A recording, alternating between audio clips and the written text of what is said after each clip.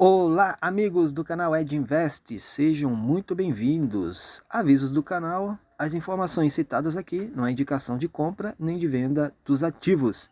Se você pretende comprar fundos imobiliários, entrar realmente para o mercado da Bolsa de Valores, eu aconselho você a analisar e estudar cada ativo, ok, pessoal? Fundos de tijolo, papel, híbridos, o que são e suas diferenças. Você sabe quais as diferenças entre os tipos de fundos imobiliários? Pois bem, os fundos imobiliários têm se tornado cada vez mais populares no Brasil, principalmente entre as pessoas que desejam investir em imóveis, mas querem evitar os custos e a burocracia da compra e administração de ativos. Como alternativa, o investidor pode adquirir cotas de fundos imobiliários de tijolo, de papel ou híbridos.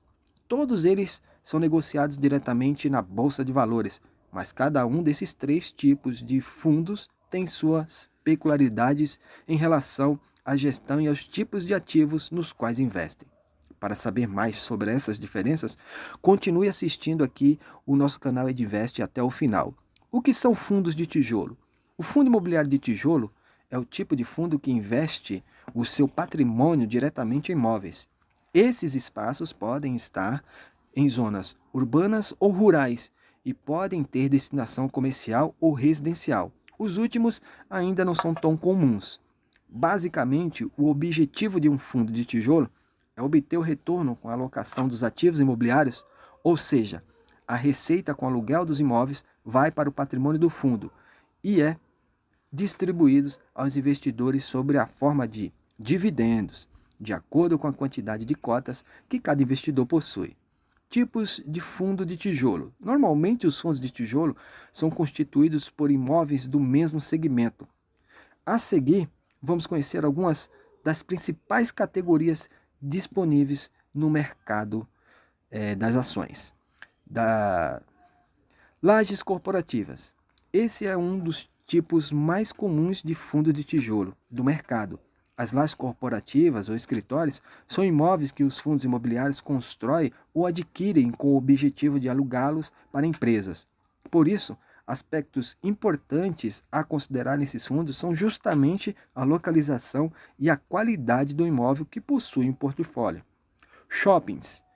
Já os fundos de shoppings obtêm rendimentos dos lojistas que alugam as unidades do empreendimento.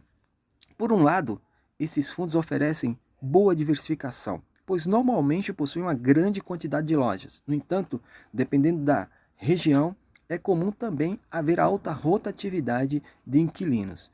E a vacância, veremos o conceito sequência, pode prejudicar a rentabilidade do fundo. Os galpões logísticos investem em grandes galpões que são utilizados por empresas que necessitam de grandes espaços para armazenagem. Entre as companhias estão as varejistas e as que atuam no mercado online. Uma peculiaridade dos fundos de logística é que os imóveis normalmente são adaptados às necessidades específicas dos locatários, uma vez que são feitas benfeitorias para customizar esses galpões. Os contratos de locação costumam ser mais longos do que o usual. Por um lado, contratos com estas características dão um certo conforto ao investidor, pois há maior previsibilidade de receitas, além da possibilidade de multa caso o locatário decida sair do imóvel antes do prazo. No entanto, há sempre a possibilidade de o vínculo não ser renovado. Nesse caso, o imóvel provavelmente precisará receber nova customização para receber outro locatário, o que gera custos. Essas são variáveis importantes a serem analisadas nos aluguéis de galpões logísticos. Os hospitais, os fundos imobiliários de tijolo do segmento de hospitais, também possuem imóveis totalmente adaptados ao locatário. Dessa forma, os contratos costumam ser mais longos do que os de fundos de logística, podendo chegar a 20 anos e com previsão de pesadas multas no caso de rescisão. Normalmente, um fundo de hospital tem somente um locatário e, por isso, a sua gestão costuma ser passiva. Como não há rotatividade, o gestor precisa somente acompanhar o desempenho de um único imóvel. Portanto, Caso não aconteça nenhum problema com o hospital, esse fundo de tijolo costuma ser bastante previsível. Hotelaria. Os fundos de hotelaria tanto podem investir na aquisição de hotéis ou flats inteiros, quanto optar por uma participação parcial nesse empreendimento. Nesse sentido, a principal característica desses fundos de tijolo é a alta rotatividade, pois estamos falando de curtos períodos de locação.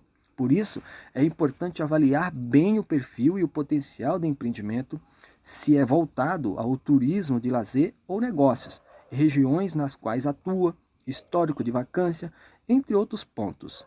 Residenciais. Apesar de serem menos comuns no Brasil, muitos analistas acreditam no potencial de expansão dos fundos imobiliários residenciais por aqui. Esses fundos obtêm renda com locação, compra e venda de imóveis. Inclusive, alguns deles focam na reforma dos imóveis antes de negociá-los. Dessa forma, consegue alavancar os resultados. Normalmente, os fundos residenciais também possuem alta rotatividade e, dependendo da região ou situação da economia, sofrem com a vacância e atraso nos aluguéis. Agências bancárias e educação. Também há fundos de papel que alugam imóveis para bancos e estabelecimentos de ensino. No entanto, com a recente digitalização das instituições financeiras e expansão no modelo EAD, Educação à Distância, há quem questione o futuro desses fundos. Esse caso aqui das agências bancárias, dos fundos de papéis, vamos trazer num próximo conteúdo mais aprofundado.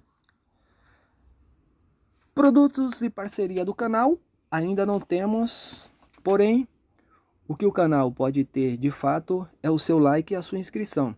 Se esse conteúdo foi de extrema relevância para você, se ele de fato agregou conhecimento, deixa o like e se inscreva no canal Edinvest. Até mais.